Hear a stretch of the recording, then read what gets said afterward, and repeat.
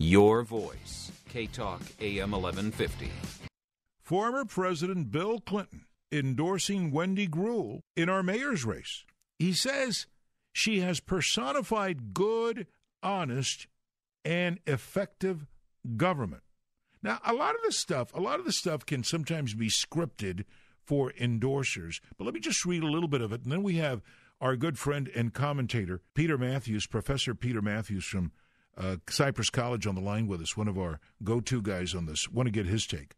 President Clinton says, in her many years of public service in Los Angeles, Wendy has personified good, honest, and effective government, improving the lives of countless Angelenos while saving millions of their tax dollars. Now, let me say this to you.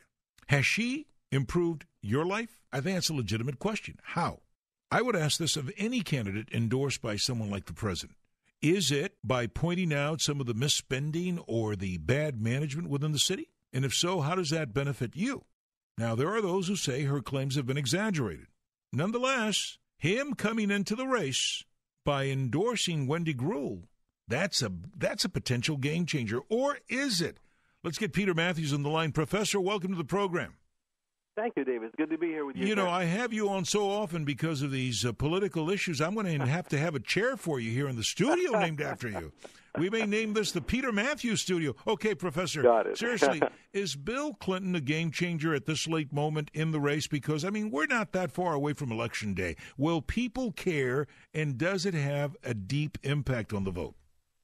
It could definitely have an impact on a segment of the voters, the population. For example, the moderate Republicans in the Valley, who have developed a good relationship to admiration for Bill Clinton, and then also the South LA African-American Democrats who are very close to Clinton.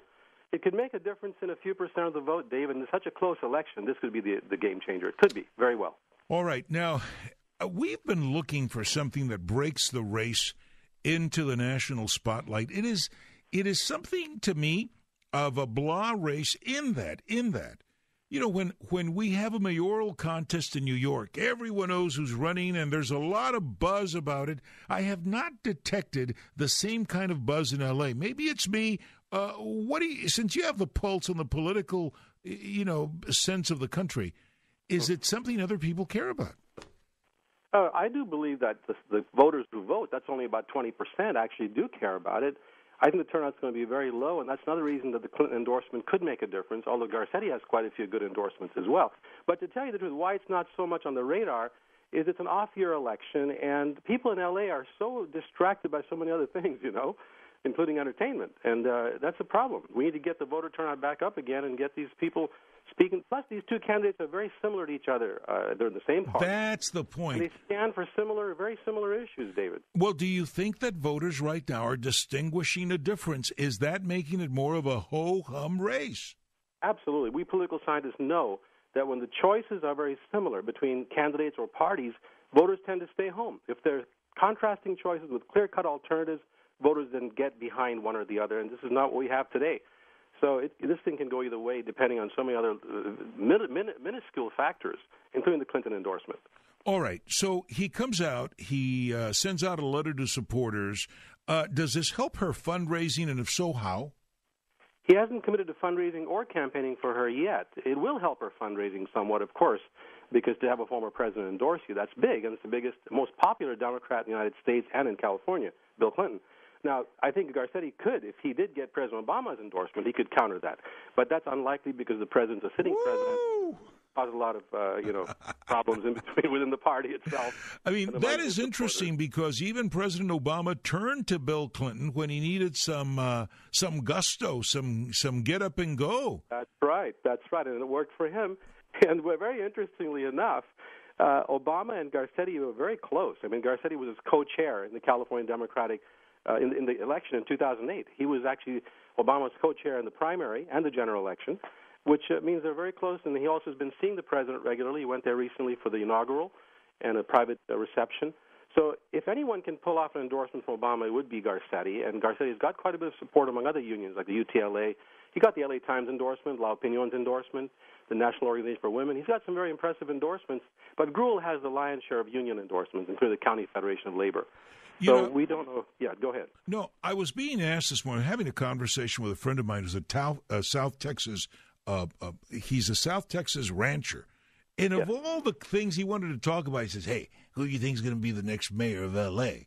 And I found it very interesting. Here's a guy sitting in the middle of nowhere in South Texas, and he heard about Bill Clinton supporting Greuel. Maybe this is what's going to wake up other parts of America.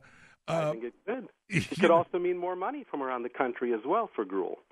You know, that's the key right there, because with the money you can really get the message out into. After a certain level, money doesn't help, but at the beginning and toward a certain maximum, it does help a lot.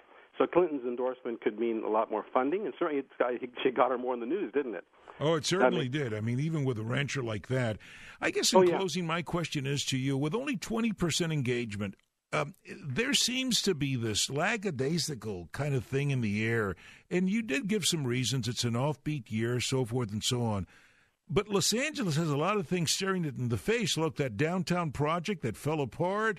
We've got, and you know, I talk about it every day. We got potholes. We got lights that are burned out. We got no left turn signals.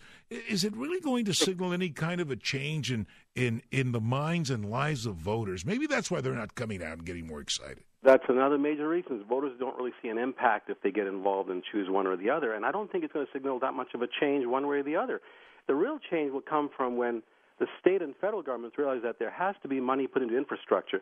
The American Society of Civil Engineers just came out with a report that it costs every Californian $580 extra per year to pay for your car repairs, Dave, because of our roads. Where do I send my bill? That's what I want to know. Thousands of our bridges are not in good shape. They're not functional. Thousands of our bridges in California. So that kind of thing has to be focused upon by the state level and the federal level.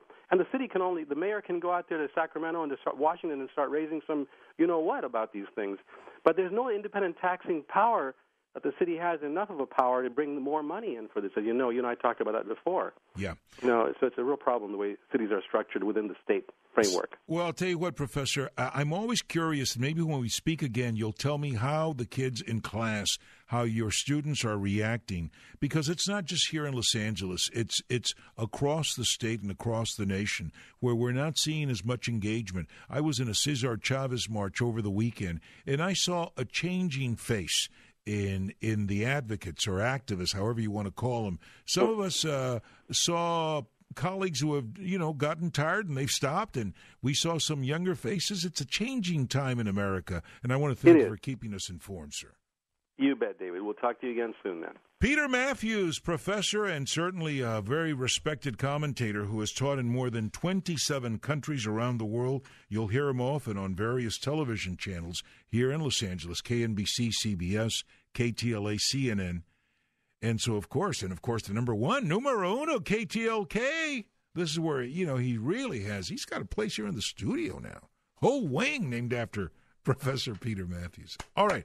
And by the way, he mentioned something that we are picking up on. Do you know what the cost of bad roads is to you in real dollars and cents? Put the politics aside.